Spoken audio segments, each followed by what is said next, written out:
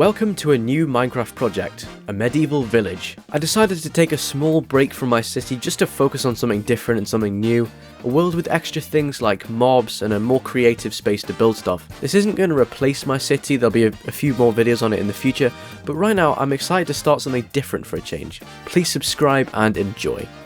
And here is my new world, in all of its glory. Wow. There's a whole lot of nothing behind me, but over here everything's going on. Alright, so first off, let's look at this lovely little map.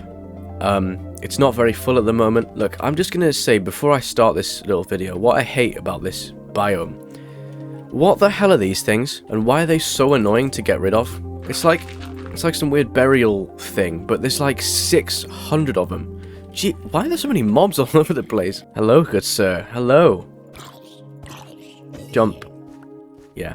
Anyway, should we get on with the tour? So, let's start over here. I turned on dynamic lighting, by the way. It looks pretty cool when you go across the water. So, we'll start the tour. We start here on the promenade. I've got lecterns with trapdoors on them. Looks pretty cool. And a little stone path with, like, stone and, like, buttons mixed in to give it, like, a stony, cracked path kind of look. I got these cool-looking lanterns. Don't they look cool? It sort of curves around with the shape of the little bay here. And then you got a little pier. This is for docking, you know, like boats and stuff that would come from over there and over there. Admittedly, both of those places are dead ends, but we can fix something about that. It's a very small pier. Maybe it's for like tourism boats instead of like big ships, because, you know, it's not really the infrastructure for that over here. But as you go around the promenade, again, it follows the shape of the bay here, and then it ends here. And this is where I need to do a lot of cave fixing, mob killing, and whatever these things are. I need to remove all of them. I like how there's just random azaleas just all over the place, just bent over. Let's get into the main village. So here's the map again, as you can see, but there is not really a lot to talk about, so I'm going to really have to spin this out. Here is a pen full of cows and sheep and horses. This is, I really don't know how accurate this is. I really didn't use many reference images, but one thing I know is that these are so loud, literally won't shut up half the time. Over here we have, well, this is very off the period, clearly. Pink wood. This is the flamboyant member of the village, clearly. They've got pink fence and a pink house with cherry roof all the way around, because clearly, I mean, the trees are just lined with, you know, pink sheep, called sheep. Very creative name. With a little lily pond there. There was a frog over there on that lily pad, except it's now jumped all the way over to this lamp and is stuck just there, just admiring the view. I hope you're enjoying your life there, because I'm not moving you. Comes with a customary tree, obviously. They really do need to do something about the pods all on the ground, but you know. The interior is really not very much. Torches and such the like. Stained glass though, that's expensive, you know. Okay, right, what else can I do? Oh yeah, so, you know how every village has an idiot? This is the village idiot's house, right? I've refrained in the other city from adding lore. I'm adding lore. This guy that lives here is an absolute idiot. I mean, there's no furniture. There's just a fireplace here that's all cracked. The HOA would have something to say about him. So there's the village idiot's house. Here is a tower. That's kind of all I have to say about this.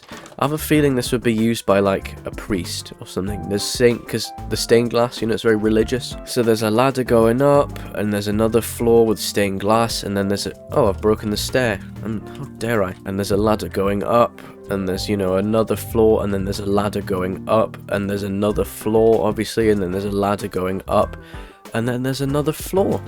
And it sort of goes up again, to be honest. And the top floor, eventually, there's wooden beams at the top and a hanging light. But it gives you a good view of the village. Just a very yellow or white view. But it's a good little vantage viewpoint. You know, if you're under attack, just look out the window, really, and see, oh, look, there's people over there, let's defend. But yeah, isn't that a lovely little view of the outside world? I just make my way slowly down. Next house is this one here. This is the final addition to the village that I've made. This would be like a mill of some sort. I've added my own little version of a water... Can you shut up? Oh! I've added my own little water wheel. I've added my own little water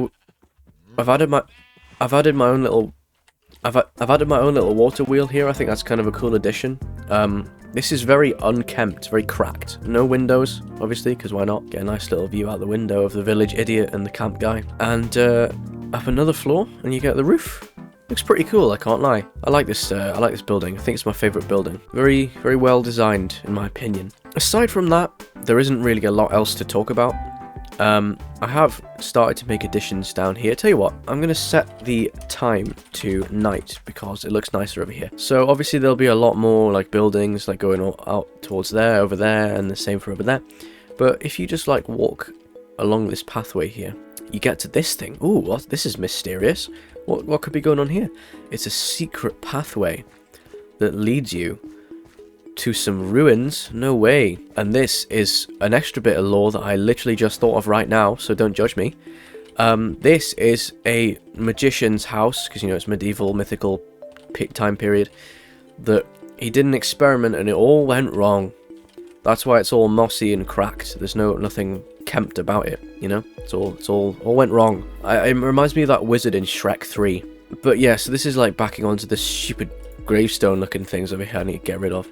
But let's continue down this path because it's a cool little path. I'm just walking along, you got these, whatever these are called again, those flowers. They open up but they keep closing. I don't know why, but they're luminescent, so that's kind of nice for nighttime. And then you get to a lovely little bridge here. This is cool. It's like castle walls, kind of. Now, I've realised that I should have made this raised, because if a boat's going to come through here, it'll just crash. But that's a story for another day. And then you get to, like, an unofficial pathway, where you're just sort of running through, and it's very, very uneven. And, oh, hello! Wow. Sexy. And you keep on walking through here, and it gets very boring. But then you get to a nice little waterfront here. Oh, there's a... Okay.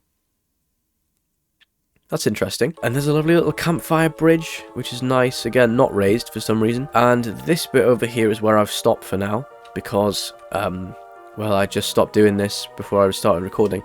But my plan is, I'm going to build another bridge, but it's going to be raised, because obviously it goes on for miles over there and miles over there.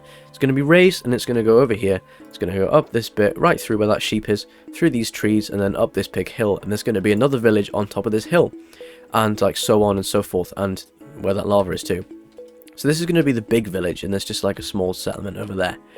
But that is the lore. That's what's going to happen for this this village. You can see there's like a mountainous area, so what I can do, I can turn it into like biomes. So it can be like, I haven't watched Game of Thrones, but I imagine that's what it's like. There's like different kingdoms, you know. But I made the decision to make it like just a normal world, so I could play not on a super flat world, because I feel like I get more like space to be more creative in this kind of world rather than just super flat. I did search a little bit, like a few minutes, just to find this kind of area to work on.